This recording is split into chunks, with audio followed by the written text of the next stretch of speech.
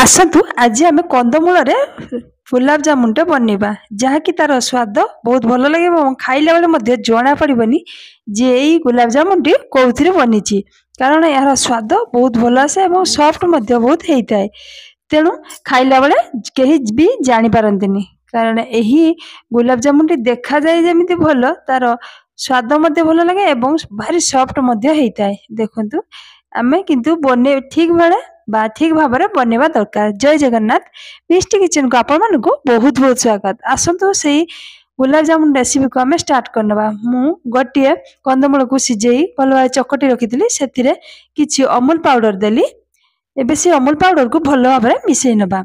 एबे देखंतु मिसी गलानी भल भाव में। एबे तेल हाथ हेई बा घी हाथ हेई आमे से जंतुणी को बा से कंदमूल को आमे एई भली भाव में गोल आकार गढ़ी नवा। एभली भाव में गढ़ी सारा पर किसी तेल गरम करवा। तेल टी गरम है आम से रखि बॉल गुड़ी को आम गोटे गोटे कर छाड़ी नवा। छाड़ी सारा पर आम से गैस फ्लेम को मीडियम रे रखी ये आम छाणीबा जहाँकि भल भाव बनब और पड़ार ना। तेणु मीडियम आंच रखी ही आम ये बॉल गुड़ी को छाणीबा। एबे देखंतु तार कलर बहुत भल देखा जाए भलरे गला। तेणु से गैस आंच को ठीक रे रखिबा। जदि आम हाई रे रखुचे पड़ जिबार चांस अछि। एबे मोर भल भाव से बॉल गुड़ी को होगला। से भितर मु गोटे सीरा करी रखी से आम पकई नवा। एबे आउ किछि से बॉल को छाड़ी नवा से तेल रे एवं से भली भाव में गैस रो मीडियम आंच रे रखिबा एवं से बॉल गुड़ी को छाणीबा। किछि अंश रे हेई आसलानी आउ किछि समय आम एपट सेपट करबा। एबे देखंतु से बॉल गुड़ी को भल भाव में बनी गलानी।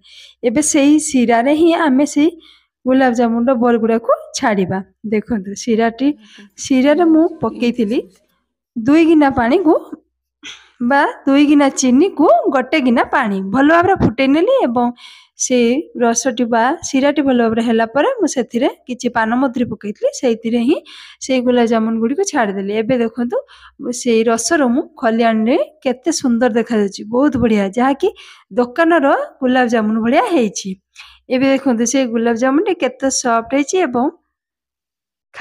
खाइला बेले बहुत भल लगे। यही भाव में से कंदमूल गुलाब जामुन निश्चित ट्राए करंतु जहाँकि खाइला बेले आपण माने जानी परिबेनी एगा कौथिरे तयारी हेची बा। कहीं भी जदि आपण घर को गेस्ट आछंती जदि आपण घर कंदमूल अछि संगे संगे एही भली भाव में गुलाब जामुन बनै निश्चित दियंतु एवं से माने खाइला बेले जानी परिबेनी जे एही गुलाब जामुन कौथिरे बनिछि एवं आपण को आसी पचारिबे कौथिरे बनिछि।